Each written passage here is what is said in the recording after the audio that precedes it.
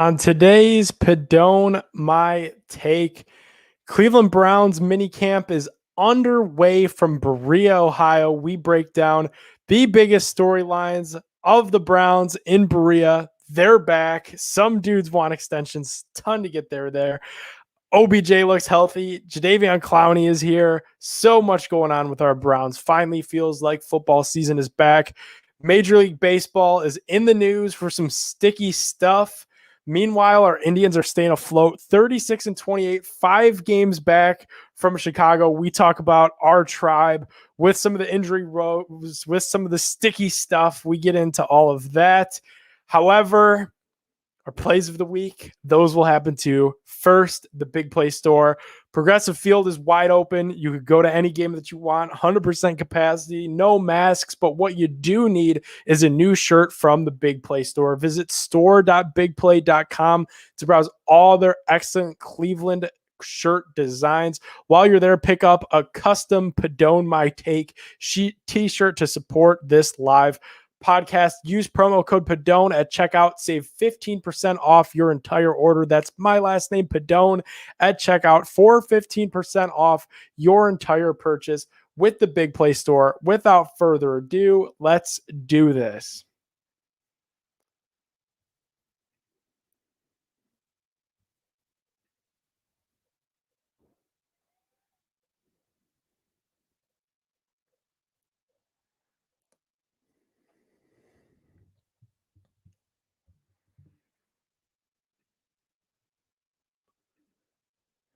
Happy Wednesday, everyone. Welcome on in to Pedone My Take. We're streaming live on bigplay.com. We're on Twitter. We're on Facebook. We're on YouTube.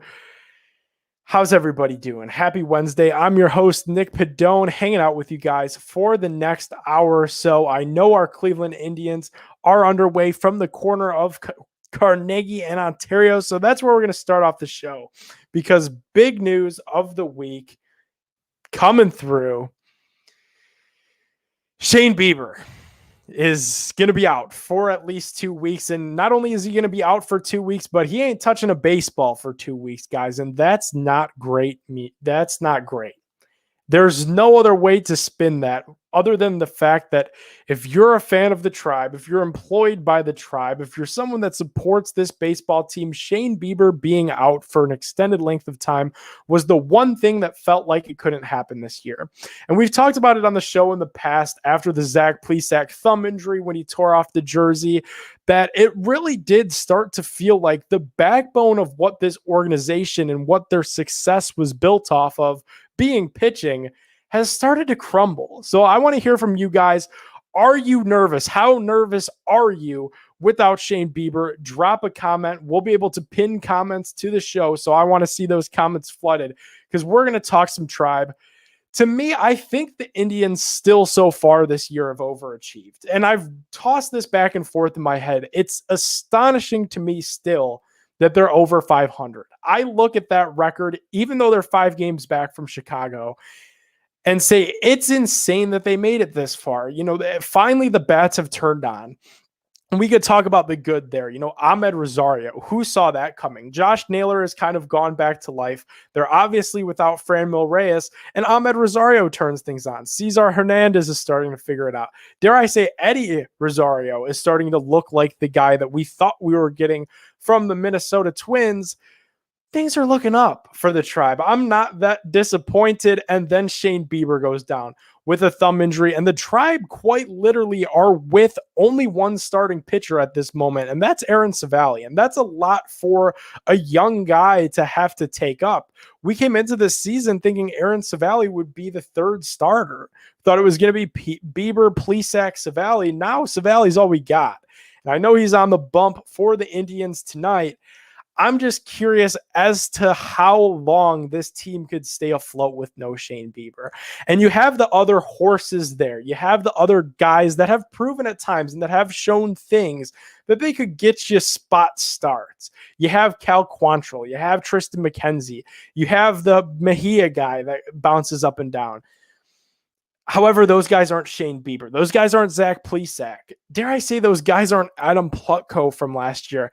It really feels to me as if this is a team that traded Corey Kluber, traded Plutko, traded Bauer, traded Clev, and now they're looking in the mirror saying, we banked in on young pitching, and our young pitching ain't here for us right now. I'll keep saying it over and over again. It's astonishing to me that this team is over 500 after how putrid the offense was to start the year. Now it seems like the offense has at least found a bit of a groove and the pitching goes down. But I want to hear from you guys. I don't want this to be all negative because I do think there are positives. Like I said, Aaron Savali looks really good. He looks like a guy that the Tribe can count on throughout this next stretch of games without Shane Bieber, which it seems could be a minute, even though he's not picking up a baseball for 2 weeks. Then when he does pick up that baseball, they're going to have to retest things. There could be rehab starts. We're looking at least a month, if not 2 months of no Shane Bieber on this ball club. So we're going to need those other dudes to step it up. Last night on Tuesday, Cal Quantrill pitched a really nice game. Obviously, the bullpen of this team, for as abysmal as the rotation has been, for whatever reason this year, the rotation has not been that hot. The bullpen's been all right. Brian Shaw, I'll keep knocking on wood in the Big Play studio across from me. I almost cried on this show live on air when that Jeff Passan news broke that the Indians brought back Brian Shaw. I really thought I was going to have a breakdown on these airwaves and Dave was going to can me never to host a Pedone My Take again. But Shaw has over-delivered. Emmanuel Clase, he did horse steroids last year. I was like, there's no way that this cat could keep up this kind of stuff, throwing 100 miles an hour.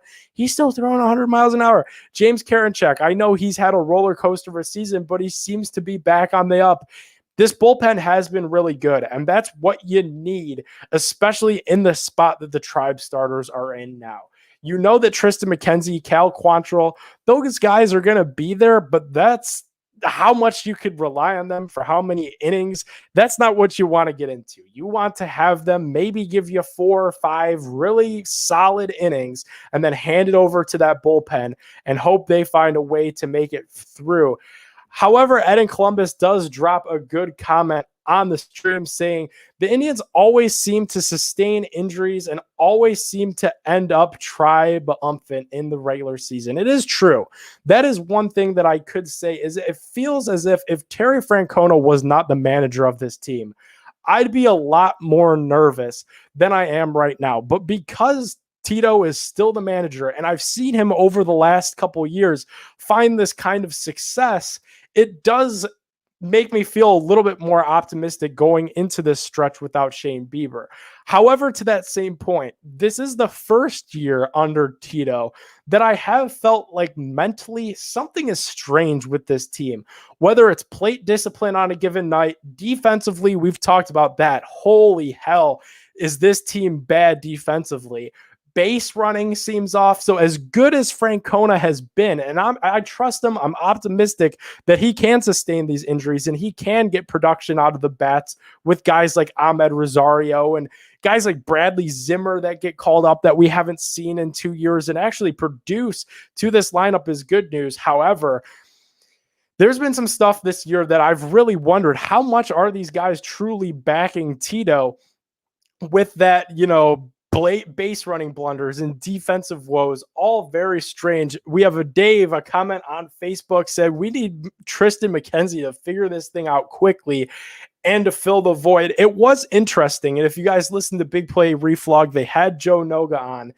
It was interesting to hear after the Tristan McKenzie start, not the last one, but the one before, that he said that the crowd got to him, that the overflowing crowd at Progressive Field with no, capacity, no masks, that it overwhelmed him. And as someone that works in the media, I did appreciate that honest answer from Tristan McKenzie, but boy, it just feels strange to hear one of the top guys, the top prospect in your farm system as far as pitchers go, say that he felt overwhelmed by the crowd noise.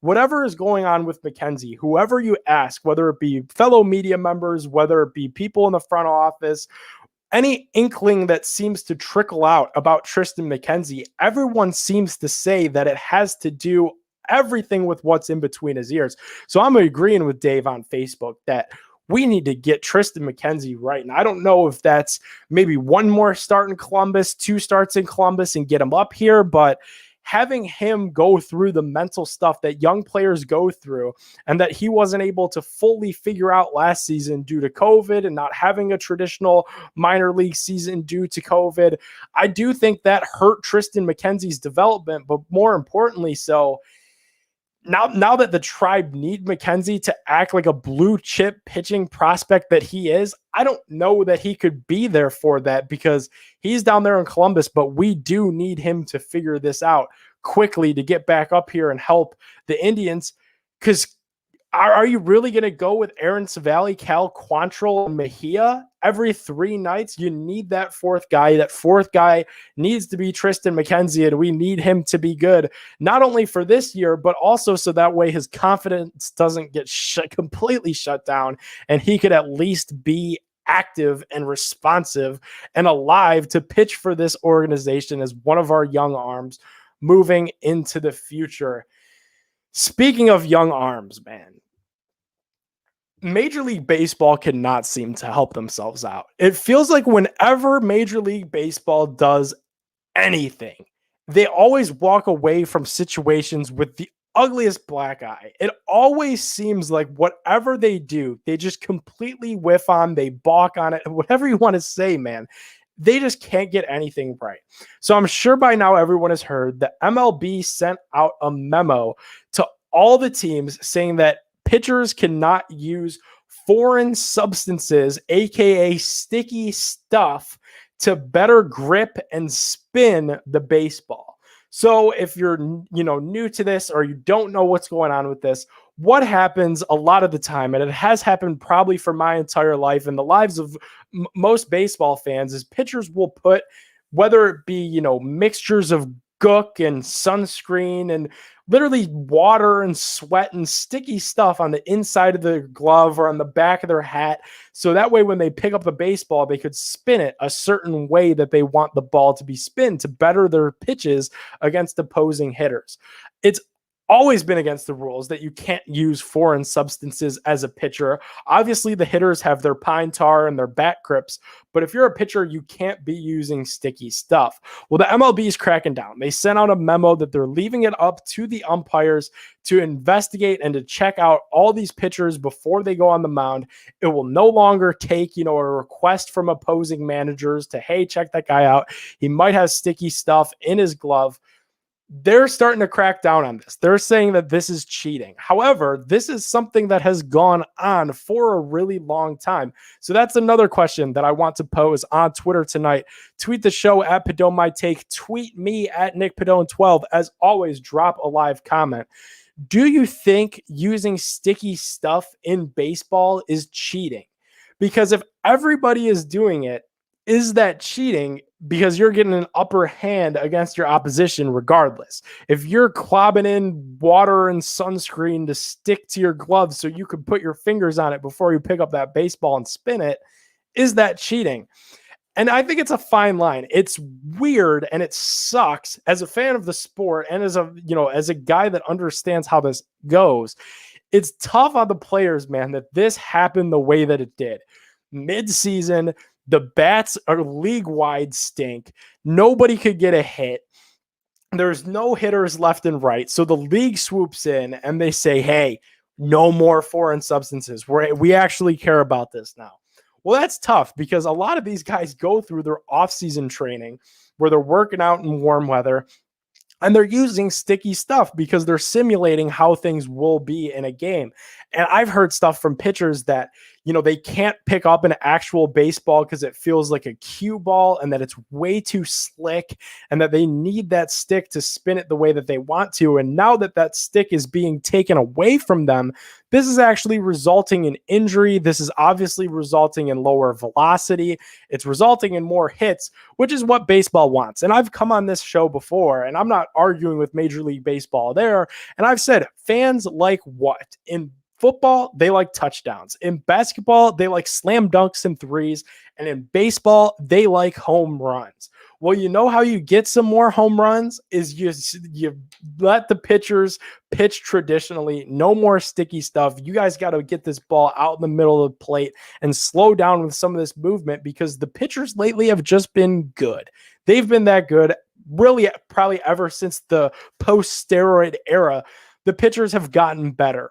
Is this cheating, though, is the question. And I don't know that it is because I can't say that something is cheating if everyone is doing it. And if I was a pitcher that gets caught doing this, there's no appeal process, so I'd be equally as mad. But if there was, that's what I would lean on in saying that you bring this on us mid-season. It's hard to change, especially a pitcher that studies so much into analytics, and it's so much of how the ball feels in your hand. And you're just going to say mid-year, hey, we actually care about this now. This thing that everybody's been doing for years and years and years, that's done. You can't do it anymore. That would be like if the city of Cleveland, city of Akron, city of Columbus, wherever you guys live, sends memos in the mail that say now every street light has a traffic camera on it. And if you dare go 1 mile over the speed limit, you're getting a ticket in the mail. Everyone that I know drives 3 to 5 to 6 to 7 miles over the speed limit. That's a traditional thing. You just keep up with the traffic. Same thing in Major League Baseball. Every pitcher is using sticky stuff, so it shouldn't matter that much. It's not cheating because nobody's really getting an upper hand. No team is being mic'd up or banging on trash cans like the Houston Astros to cheat. However, if everybody's doing it, it kind of creates a level playing field. But I get what baseball wants to do. And they started this last year, which again, if I'm a pitcher and I wanted to appeal this and I wanted to voice my frustration against this, which so many players are, here's another argument that you could give against Major League Baseball for putting this goofy rule in mid-season to try to generate more offense, because that's what the fans have spoken that they would like.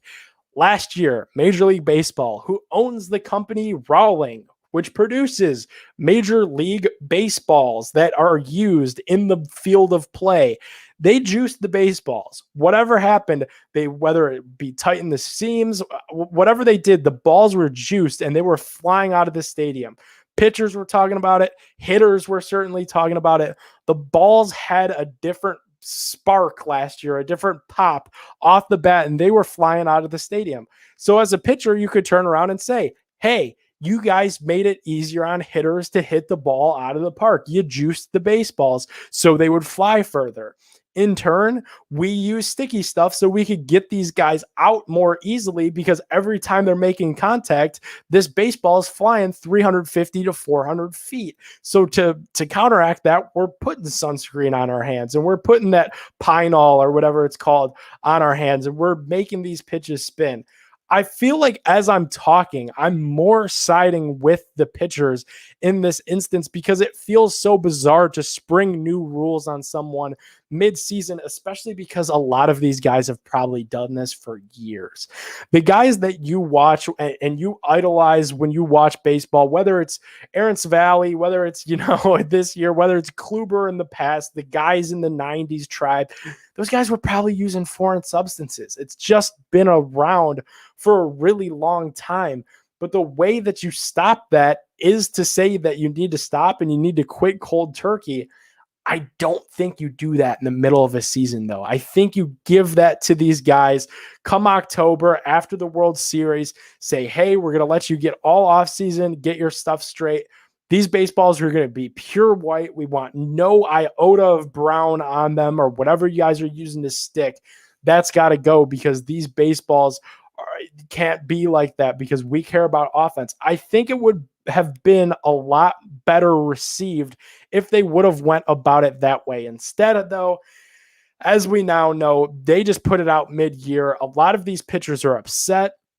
Tyler Glasnow spoke out against this and said, hey, this is going to result in a lot of injuries. Surely enough, we see our own Shane Bieber have a shoulder injury to his right pitching arm. I don't know if that had to do with the reports that the sticky stuff was happening. I don't know if it was just a natural injury, but still, whenever you see, one of your starting guys go down, it's definitely weird. And it's definitely strange that it happens to Bieber right now after this announcement with the sticky stuff is made and becomes public.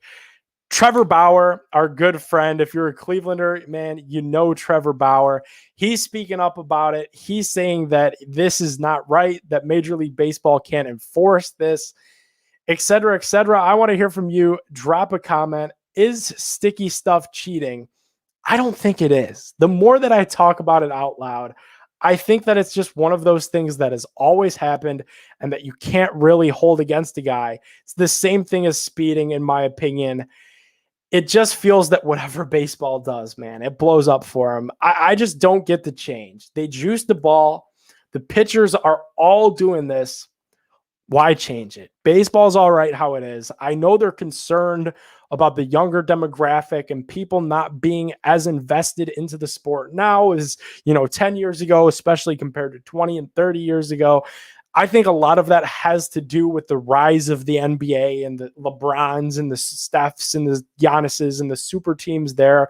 And then the rise of fantasy football, that everyone cares so much about football. Whether your favorite team is playing or not, you care about football. I think that has a little bit to do with it, as well as the game of baseball is just so long and our attention spans are shrinking by the year. It just feels like whenever they do something about this, man, the bad press just pours in by the ton. MLB, I don't know what you're going to do. I hope you figure it out. Meanwhile, the Cleveland Browns, mini camp is going on. Everybody's ecstatic. I can't believe that football is almost back. It'll sneak up. These summer months, we're halfway through June. The next thing you know, it'll be July and then August. At August end, you got preseason football. It's so nice to have football back, especially because the Browns seem like their expectations could finally be in check. OTAs are going on. During OTA pressers, Denzel Ward, Nick Chubb, Myles Garrett, the whole crew were meeting with the media. Two interesting quotes that come out of Berea yesterday from Denzel Ward, from Nick Chubb, saying they would like contract extensions. They would like to stay members of the Cleveland Browns. Would you like to keep those guys on our Cleveland Browns? Drop a live comment. Go on Twitter, though, at Pedone My Take. Our poll is up. It's a tough question. I hate doing stuff like this, but it needs to be asked. The Browns have a lot of guys that need to be paid. There's a lot of mouths that need to be fed. Myles Garrett just got his payday. Seems like Baker Mayfield could probably be next in line. Of the two guys that vocally said yesterday that they want a new contract, Denzel Ward and Nick Chubb, if you could only pay one of them, which one would you pay? I think my answer might surprise you. Straight ahead, you're listening to Pedone My Take on bigplay.com. Go vote on that poll. We'll update that. Straight ahead, stay with us.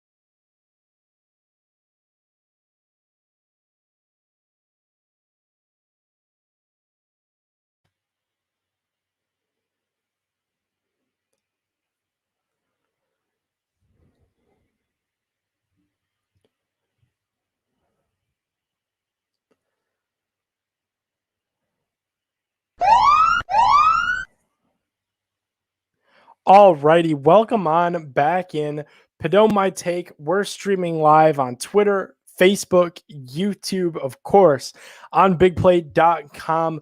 My name is Nick Pedone. Before the break, I posed you guys the question on Twitter. The poll is up if you guys had to do it. Mini camp is going on, OTAs are done. There's a lot of mouths that need to be fed. Would you extend Nick Chubb or would you extend Denzel Ward? Our poll is up at Pedone My Take. We'll give it a quick update before I give my vote. 68% of people are saying they would extend Nick Chubb.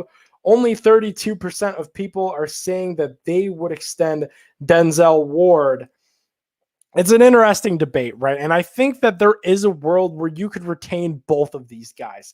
The NFL salary cap's going up. They struck that deal with Bezos if an Amazon Prime. It feels like they're going to be able to pay these two dudes. I don't know how. I'm not into the math behind it.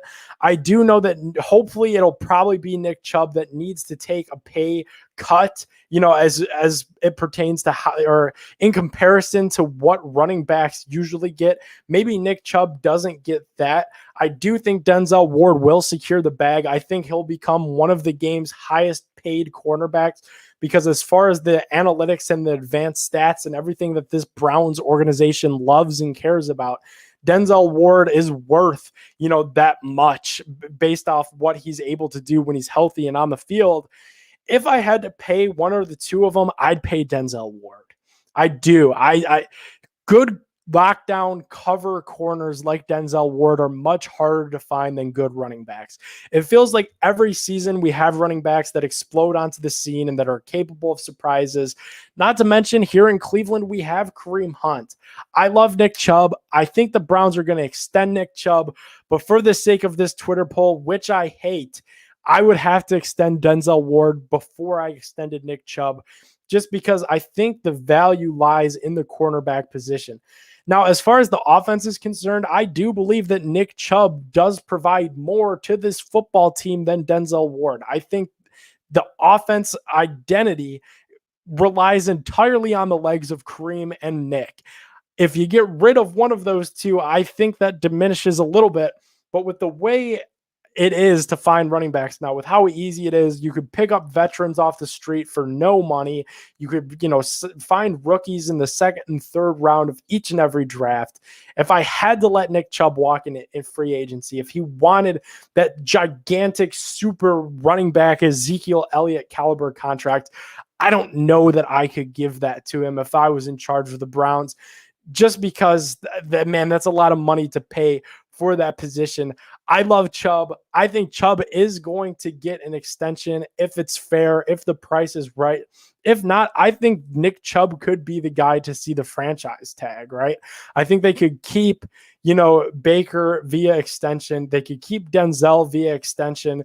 And just to give them that one more year of flexibility to try to figure out what are we going to do with Nick Chubb, who had some knee problems in college, but has been very good and very reliable in the pros outside of a few games missed this past year. Are we going to give Nick Chubb the bag this offseason? That's the question that the Browns need to ask. Not going to probably happen now, but possibly next is when Nick Chubb is going to be looking for that money. Would you pay Nick Chubb? Drop a comment. I want to hear from you guys. It's a tough conversation that needs to be had, but I do feel as if he's so important. He's so integral. I think at minimum, at worst, he's going to get that franchise tag. So the Browns will have one more year of flexibility to determine what they want to do with him. But if I had to pick between the two, I'm going with Denzel Ward, because possibly even then I could do Denzel Ward and Wyatt Teller, who is, we saw last year, man. You guys don't need me telling you, one of the best guards in football. It's a tough conversation. I hate doing stuff like that. If you want, drop a comment. Who would you rather have in Cleveland long term, Nick Chubb or Denzel Ward? I truly do believe that there is a world where you can keep both of those guys on your football team. And that's what excites me so much about the Browns being good right now, because I feel like COVID kind of screwed things up. But now if this cap space booms, you could keep Nick Chubb in Cleveland and who knows? It really might not affect things too much. Interested to see how that plays out. As always, we'll discuss that weekly on Pedone My Take. Without further ado, guys, I think we need to push this things into our plays of the week presented by my guys at Dugout Mugs. Baseball's back. The Indians are back. Could you believe we're already almost halfway through the year as All-Star voting is live for the All-Star game down in Colorado? You need a Dugout Mug. Visit dugoutmugs.com/bigplay. View their entire Cleveland Indians collection today. That's dugoutmugs.com/bigplay. If you're new to the show, welcome to Plays of the Week. Here's how this segment goes. We have a small play, a medium play, and a big play of the week. 3 headlines, something that missed the mark, something that hit the mark. Excuse me, hit the mark.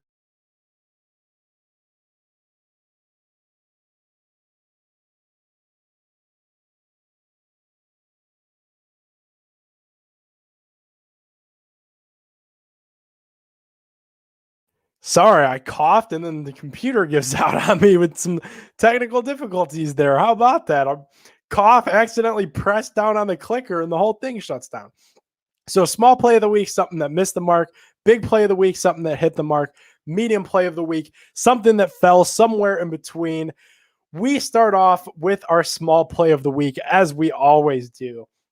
And our small play of the week this week, guys, it's the Girl Scouts. I had to do it to the Girl Scouts.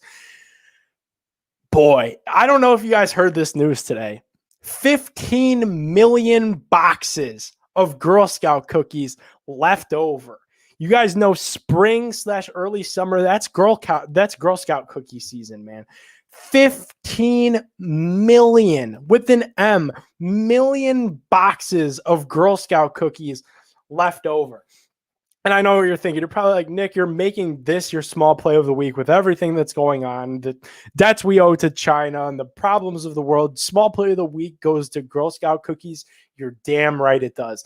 And here's why. So during quarantine, when things were starting to look up, places were starting to open, I was jonesing for some Girl Scout cookies. Mind you, this was really probably close to this time last year. So we were not in Girl Scout cookie season at all. You know, if you wanted a box of Thin Mints, good luck to you. You better hope that you had some from last year's Easter.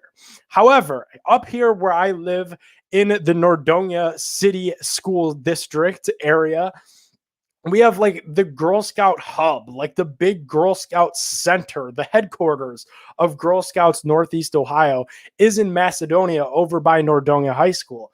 I've heard from several people that you could go up to this Girl Scout headquarters and just buy cookies. No matter what time of year, they just have boxes of cookies on deck at this headquarters. So I'm like, okay, that's interesting. Like that was just always something I kept in the back of my mind. But come towards the end of the quarantine, my entire family wanted Girl Scout cookies. My girlfriend Cam wanted Girl Scout cookies. I'm like, I'm going to make the call. Before I drive up to the Girl Scout headquarters, as a 22-year-old male would look creepy as hell, I'm going to give the Girl Scout headquarters a call. So I ring them up and I say, hey, I'm just curious. Do you guys sell Girl Scout cookies by the box up at the headquarters in Macedonia by the high school?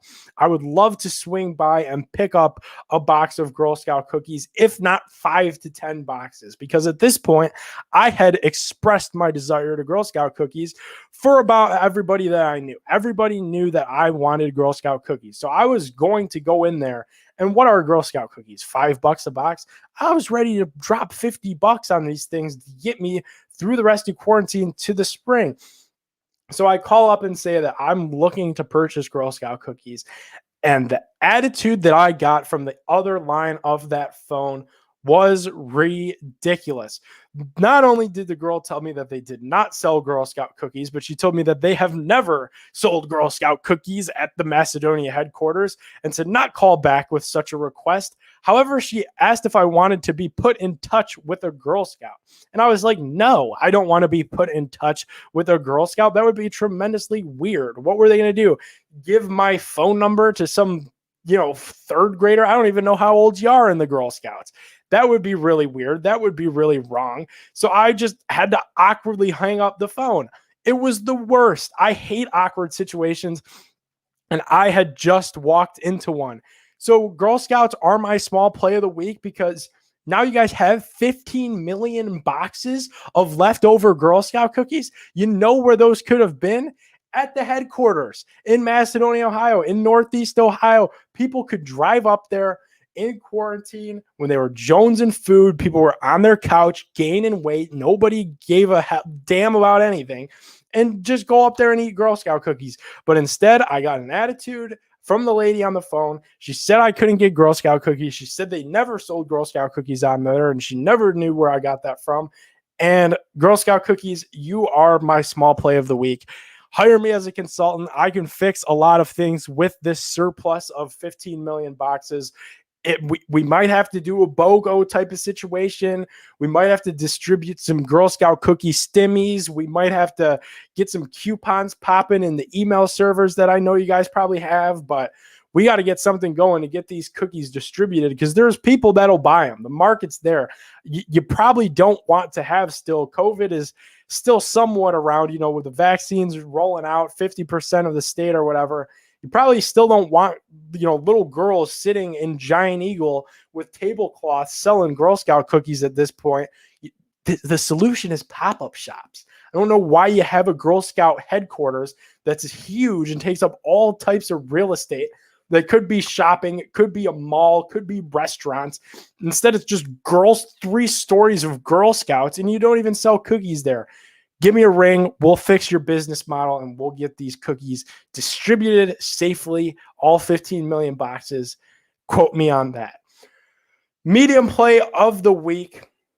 Let's get back to sports, guys. Is the NBA injuries and LeBron weighing in on the NBA injuries. Boy, again, one of the situations, you guys don't need me to tell you that this NBA season, weird. So many injuries all over the place. It's like every time you look, somebody else is going down. Bradley Beal was down. Devin Booker was down for a little bit. The whole Nets team has been on and off.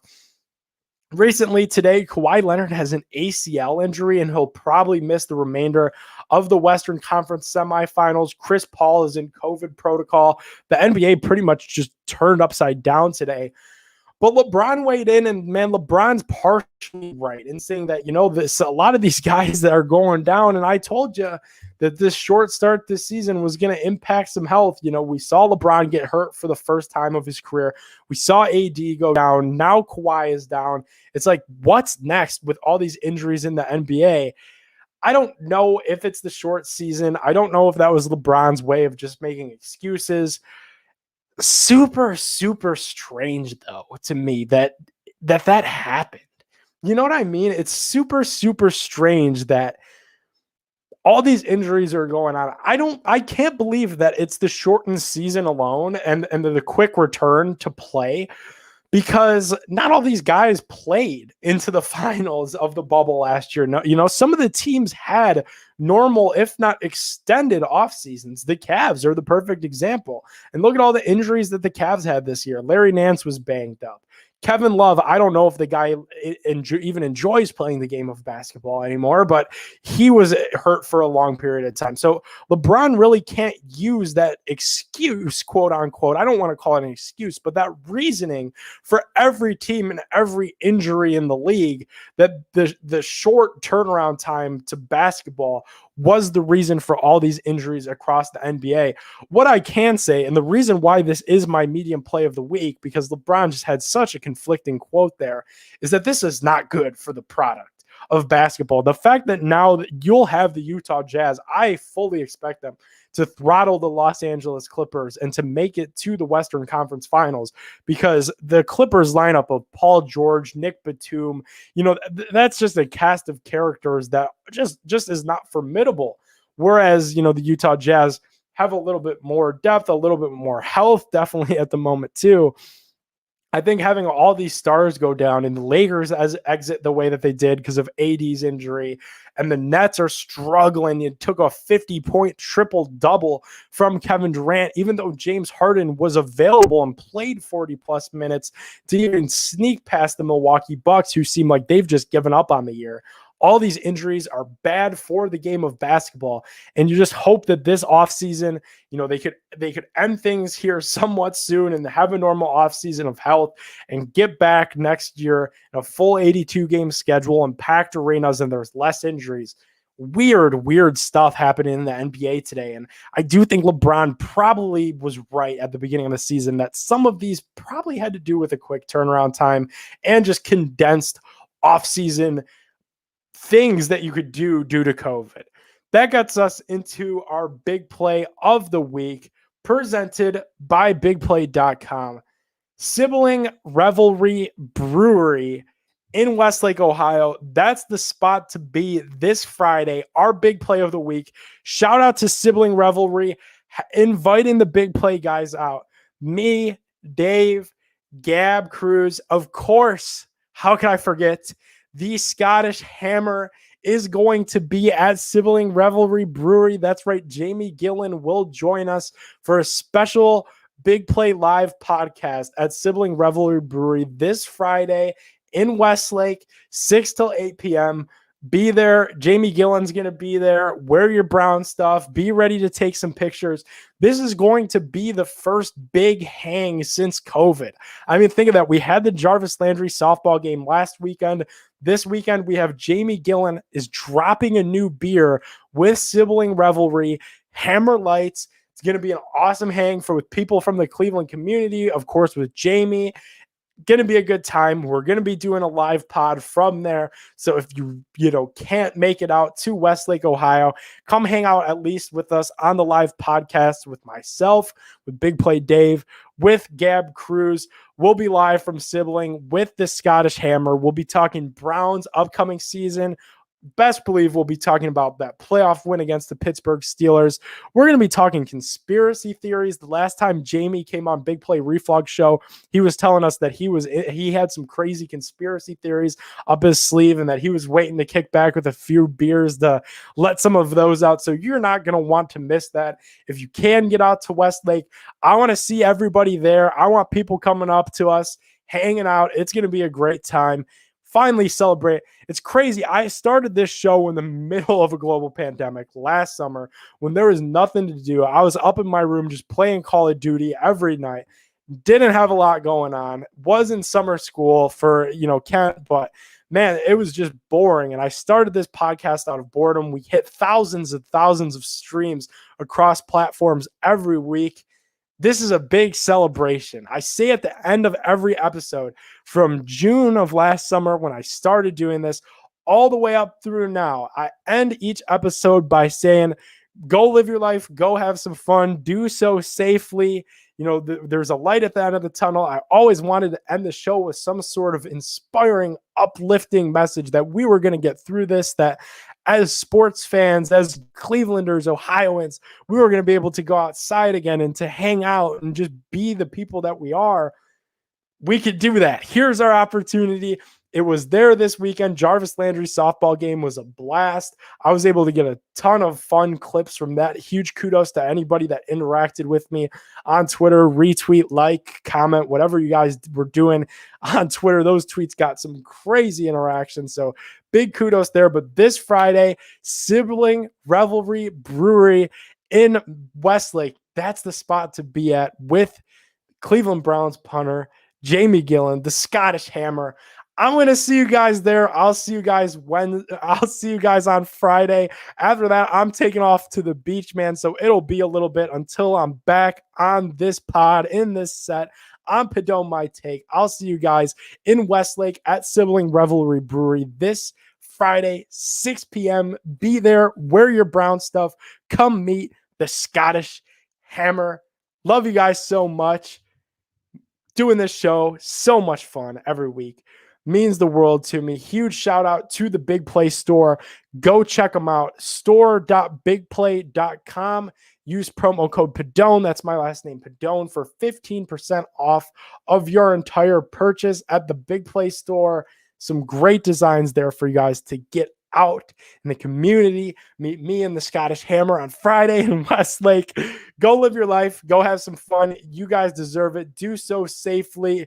It's going to be an awesome summer, Cleveland. Love you guys. See you See you Friday. How about that? See you Friday.